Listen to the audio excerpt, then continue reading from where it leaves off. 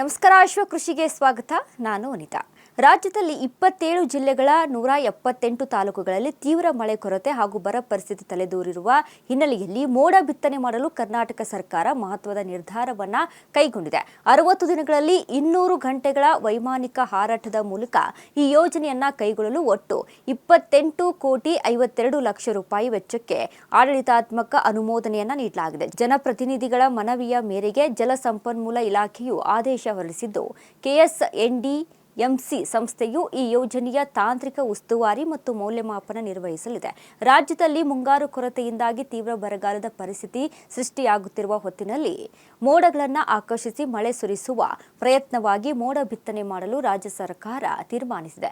60 ದಿನ 200 ಗಂಟೆಗಳ ವೈಮಾನಿಕ ಹಾರಾಟ ನಡೆಸಿದ ಮೋಡ ಬಿತ್ತನೆ ಮಾಡುವ ಕಾರ್ಯವನ್ನು ಒಟ್ಟು 28 ಕೋಟಿ 52 ಲಕ್ಷ ರೂಪಾಯಿ ವೆಚ್ಚದಲ್ಲಿ ಕೈಗೊಳ್ಳಲು ಸರ್ಕಾರ ನಿರ್ಧರಿಸಿದ್ದು, ಆ ಸಂಬಂಧ ಆದೇಶವನ್ನ ಹೊರಡಿಸಿದೆ. KSNDMC ವರದಿಯನ್ವಯ ರಾಜ್ಯದಲ್ಲಿ ಜೂನ್ ಅಂತ್ಯಕ್ಕೆ 42% ಹಾಗೂ ಜುಲೈ ಅಂತ್ಯಕ್ಕೆ 29% ಮಳೆ ಕೊರತೆ ದಾಖಲಾಗಿದೆ. ಕಳೆದ ಆಗಸ್ಟ್ 13ರ ಮಾಹಿತಿಯಂತೆ ರಾಜ್ಯದ 31 ಜಿಲ್ಲೆಗಳ ಪೈಕಿ 27 ಜಿಲ್ಲೆಗಳ 178 ತಾಲೂಕುಗಳಲ್ಲಿ ಮಳೆ ಕೊರತೆ ಕಂಡುಬಂದಿದೆ.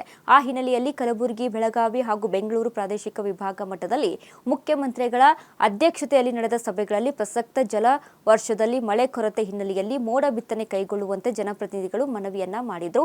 ಈ ಹಿನ್ನೆಲೆಯಲ್ಲಿ ಪ್ರಸಕ್ತ 2026-27ನೇ ಸಾಲಿನಲ್ಲಿ ಉಂಟಾಗಿರುವ ಮಳೆ ಕೊರತೆ ಬರದ ಪರಿಸ್ಥಿತಿ ಪರಿಗಣಿಸಿ ಲಭ್ಯವಿರುವ ವೈಜ್ಞಾನಿಕ ಹಾಗೂ ತಾಂತ್ರಿಕ ವಿಧಾನಗಳನ್ನು ಬಳಸಿಕೊಂಡು ಮಳೆ ಕೊರತೆಯನ್ನು ಸಾಧ್ಯವಾದಷ್ಟು ನಿವಾರಿಸಲು ಮೋಡ ಬಿತ್ತನೆ ಮಾಡಲು ಸರ್ಕಾರ ತೀರ್ಮಾನಿಸಿದೆ.